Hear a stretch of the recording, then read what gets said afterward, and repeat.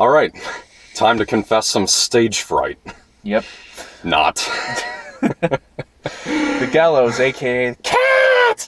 That is basically this movie. It's just Cat. Yeah, almost the whole for, thing. Yeah. For like 5 minutes. It's just like the whole, well, not like the whole hour. I think 20 minutes. I think is how long it is. Like it's just boo. And almost literally cat at the end. Yeah. Yeah. Cat. I know. Yeah, there was a cat there. Oh yeah, there was a cat. I forgot about that. I remember when I saw it, I'm like, cutie, there's a cat. It wasn't a jump scare, so, but yeah, still. okay, so, this was ridiculous. Oh yes. Yeah, very ridiculous. Okay, so, let me get this straight. A group of kids break into a school to stop this play that they're doing. The play was last done 20 years before, and one of the kids in the play literally got hung and died. And so 20 years later, they're trying to honor it by redoing the play, and so a group of kids break in just because one of them thinks that it'll bomb. And so the ghost of he who must not be named, no, not Voldemort, but the kid who died. So he's haunting the kids, and so we find out that the guy who died is one of the kids' fathers. Yeah. Yeah. And so the name of the son is Reese. So, and so I'm still trying to wrap my head around it, but so as the movie comes to a close and it's 2 down and 2 to go, the two who are in the play, Reese and Pfeiffer. I know, I think it's strange that they have a P in there, but anyway, Reese and Pfeiffer, they're in the play, they're the 2 lead characters. The ghost has them reenact their last part in front of an audience of 1. And they just go with it, even though the door is wide open out there. It may have been shut, but still, they just go with it. They say their lines, even saying "thou shall" and stuff. Yeah. It's really ridiculous. Yeah. It basically just turns out that the girl the whole time was like and she was the daughter of the guy who died, because he had a girlfriend, and his girlfriend, like, I guess was pregnant. They didn't go into too much detail about it, but he supposedly, I guess she had a daughter, and they both went nuts because they're hanging out with this ghost all the time, and so they're basically doing it to get revenge on the guy who was supposed to die's son, because he pretended to be sick, I guess, because they mentioned that there was an early part where, like, one of the friends was like, oh, hey, just pretend to be sick, that's what I do all the time, and that's probably what happened. The father probably pretended, the father of the son, the kid who, he probably was like, oh, I'm sick, but he really wasn't. So instead the one guy was his understudy, and he died because he was supposed to be the executioner. But it was just really ridiculous. It's one of the, and there's like it had a stupid one of those, the mother was braiding the girl's hair, and they all had bags under their eyes. It was just really dumb. Yeah. And then it ends with a jump scare, of course. So yeah. And I might also add that whatever, Charlie. Yeah. And I might also add that after Reese gets hung, he's not a very good father either. Even as a ghost, he hangs his own son. I'm bringing you with me, son. Yeah. We can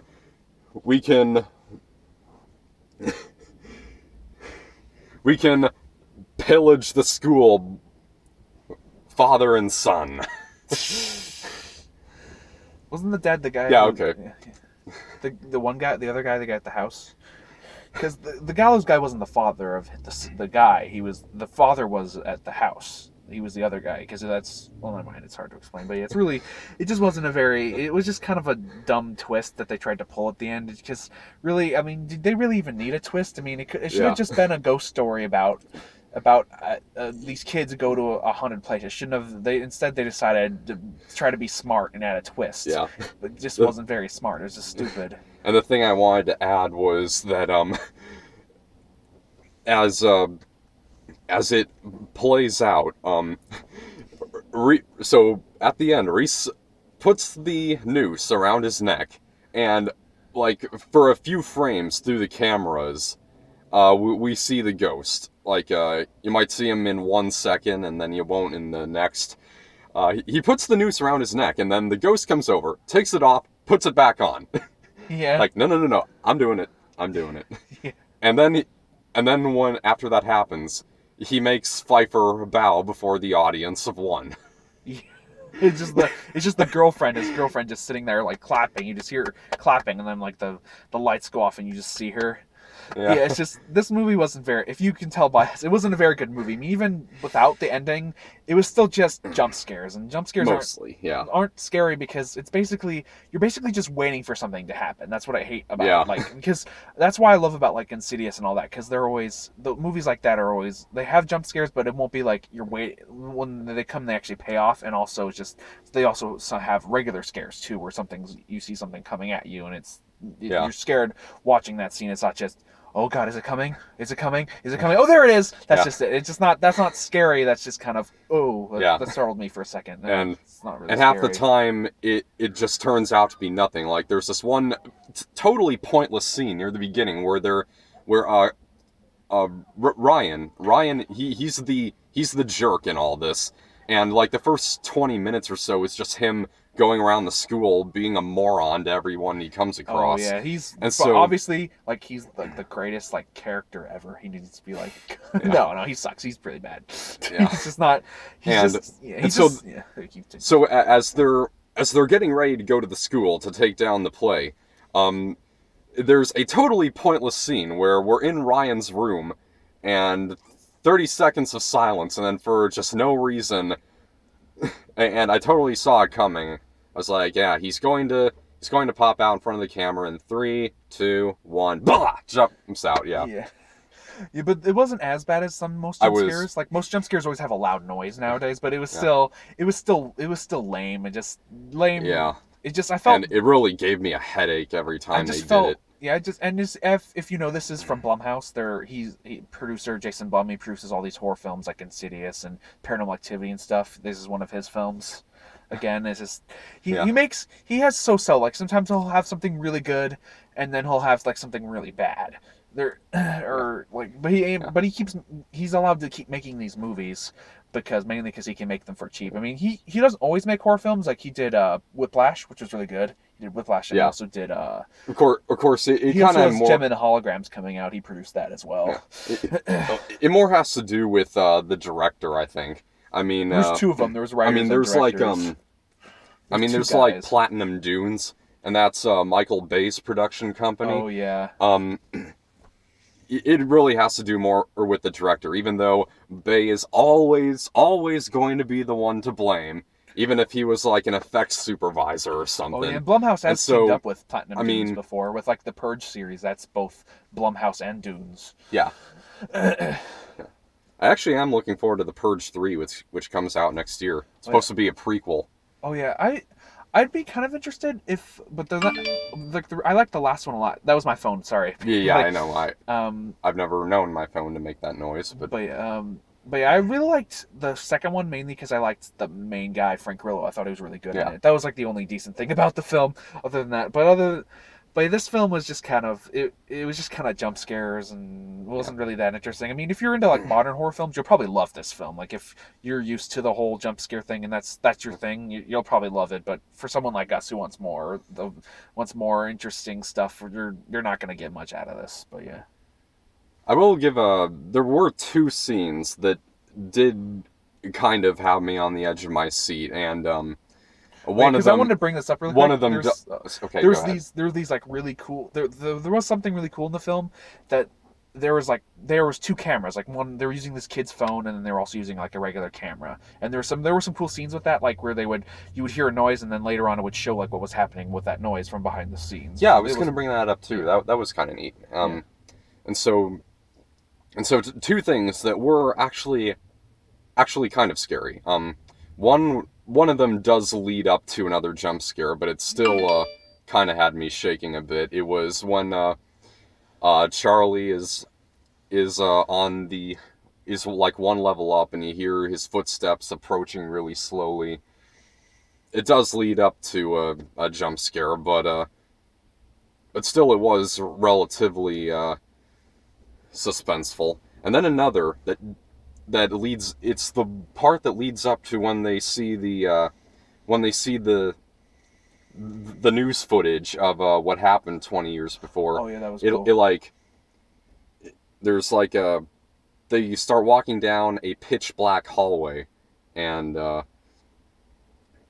that was cool. It's like, yeah, it's jump scare free, and it does have tension, and other than that, it's laughable. Yeah, it's just I think it's especially because of the ending. I think that completely ruins it. Yeah. But other than that, it just wasn't. There's nothing really special about it. But like I said, if you're into the, like, there's people who a lot of people nowadays are used to the whole jump scare thing. Like, if you're one of those, like, if this is what you like, if this is what you're used to, and you think this is scary, then you're probably gonna love this film. But if you're someone who likes like old school horror or something or wants something more out of your horror film besides just boo every 5 minutes, this is not the movie for you. Go see something else. Yeah. Hell, if Insidious 3 is still playing somewhere, go see that instead. I want to see It Follows. It Follows comes out on DVD on Tuesday. Oh yeah, that was a good one. And that's a good one. You should check out if just getting Follows on DVD instead of seeing this one. Something I was just thinking of while we were having this discussion. Part of what makes the ending so outrageous is apparently the ghost does want the play to happen, just so that Reese can die. But he's thinking, okay, we have these 4 teenagers here, and all I want done is the last part. And they're here, so I'll just do it. And but he puts everything back up after they knock it down and whatever. Yeah, most of the time they just knock stuff down like it can't be fixed. But he puts everything back up. So with that done, couldn't he now just wait till the next day when they're actually going to do it? Yeah, I know. It would resemble what happened to him more. Yeah. And that's another thing. When we see the video in the first scene, when he does get hung, it takes like a minute or two for it to kill you. And there were people running to him immediately. It seems like they could have saved him. Also, a big thing too is that I don't think a school would bring back a play that killed somebody in the past. I don't think a school would do that at all. Yeah. Yeah. Also, how does it honor him anyway? Yeah, it makes no sense. It's just like, why would you want to perform the play? Wouldn't you do like a memorial service or like assembly? That's what it's called. Yeah. But also, like, another problem I forgot to mention is the characters too. They're not very interesting, because that's another thing about horror. Like, too, if you have interesting characters, like, even if there's jump scares and you want to see these people survive, then it's like, okay, but it's just that there's like of course the one guy the Ryan, he's annoying, and he's picking on kids, and he's that typical jock you see in films, like, hey nerds, and he just throws footballs at people. It's just like, he's just not very, he's just basically a cliche. Like, I've never met anyone like that in high school. Like, I never met anyone like that at all. And there's of course the cheerleader, and the people who are supposed to be interesting, the good guy, like the main character, are just kind of dull and bland. They're just kind of like, I'm the hero guy, follow me. Yeah. I'm gonna get you out of this. Yeah. He's not very interesting. He's just kind of dull, and so's the girl he likes too. There's nothing really that interesting about them. But to be fair, the acting is fine. It's not bad acting. I even noticed this from the teaser trailer. And by the way, you might have, as you, I will address the elephant in the room, the discussion that's been going around ever since the teaser trailer. What we see in the teaser trailer isn't the ending. No, it's not. I kind of did start to think that it probably wasn't, because I heard beforehand that there was a twist at the end, so it was like, yeah, because that doesn't seem like there's much of a twist if that's how it ends. Yeah. And when I saw the teaser trailer, it actually did make me think, there could be some potential there, because it did kind of leave me shaking. Yeah, it was probably the best scene in the movie too, because probably because it wasn't really a jump scare. I mean, it was like you saw the guy there and you knew it was already building up to it. So it was actually a very good scene. And I think it was all in one shot too. So it was that was like the best scene in the. That's why they heavily advertised it, because it's the only decent scene, one of the only decent scenes in the entire film. Yeah, so, and so what I was getting at, I noted this from seeing the trailer. It's that the girl, her name's Cassidy Gifford. She really does show both sadness and fear at the same time. So, yeah, that's. I kind of wish that the whole movie was just like some claustrophobic thriller that took place in that one scene. Oh yeah, like Sinister was a very good claustrophobe, because he was in that house the whole time. Like I remember, because I have that on DVD and I saw the commentary and stuff in there. There's a couple scenes they took out because I felt it wouldn't have felt like, because he supposed to felt claustrophobic that he was stuck in this house. It was kind of interesting to learn about that. But yeah, I think they should have done that too. Yeah.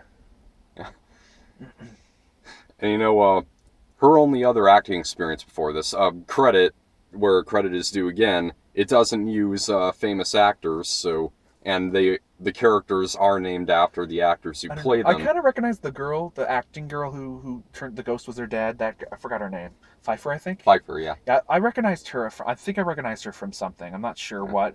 Maybe she just looks like someone I know. I don't know, but she looked familiar to me. Yeah, I checked out the credits. The only other one with any other credits is Cassidy Gifford. Her only other role was in God's Not Dead. Oh yeah, I never saw that movie. So, but, yeah, she really switched gears here. Yeah, so.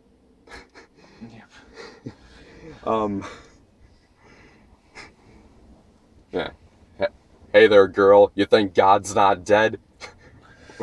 Well, this hangman guy does think you're dead. It's my turn. God. Yes. Okay. Yes. And it never does play that cover of Smells Like Teen Spirit. Get it? Yeah. Teen Spirit? Yep. Okay, should we get to the final thoughts, I guess? Yeah, I guess we should.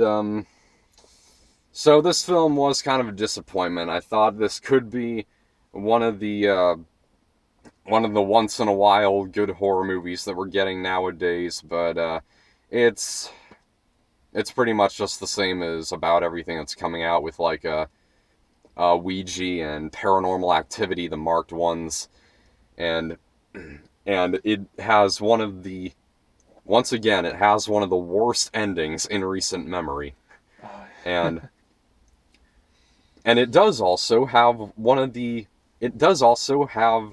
a faker memorial to a person who died than Donald Kaufman at the end of Adaptation. Yep. I don't know if you ever saw that, but yeah, I've wanted to, though. Everyone says it's good. Yeah, it's good. Sorry, that's my phone. Yeah. Donald Kaufman is the fictional brother of Charlie Kaufman, and there is a memorial to him at the end of Adaptation. So they're allowed to print his name, but just not say it. Mm-hmm. Yep. Okay, so yeah, I wouldn't recommend it unless maybe you want to do kind of a Mystery Science Theater 3000 during it. And there are times when I really want to do that kind of thing, but... Oh yeah, it would be great for Mystery Science. Yeah. I just acknowledge that there's an audience around me, so... But, still, some of the found footage, techniques are kind of inventive. The acting's pretty good, and so that's kind of just enough for me to pull it up to a C-. But yeah, Or rather, yank it up to a C minus. Yeah. But yeah, my final thoughts, I didn't like it very much. I was, like you, I was hoping there was a bit more by what I saw from the trailer as well, but still, they felt like played it too safe, and they didn't have any inventive ideas, except for like maybe the parts where with the two cameras. But other than that, it's just kind of same old horror films nowadays. Let's just put jump scares because we don't know how to scare anybody. I mean, it's not as bad as like something like Smiley, which is just half the jump scares in that was just her friend coming into the room. Yeah. But other than that, it was just a really bad. It just wasn't very good, and the ending there did not need to be a twist ending. Like they should have just made it about like a ghost, and then they all died maybe or something like that. Or it's just there shouldn't have been. The twist was just kind of what really kind of we just kind of made it go. So I'm just gonna give it like a D, probably. It's not, yeah. It's not worth. I don't think it's worth anything higher than just a D. Although I am interested to know what critics are saying about it. So far, I think it has like a 15 or something %. Very low. It's very low. Well, thank you for not telling me. I might have. It probably wouldn't affect seeing it because it does still make for a good discussion. Yeah. All right. So next week is my birthday. Oh, cool. Yeah, I'm turning 21. Happy birthday, then. Yeah. And we're going to see Ant-Man. Oh, cool. I should definitely come to that. Well, that is if I survive what I should have done while watching this movie. Charlie bit me.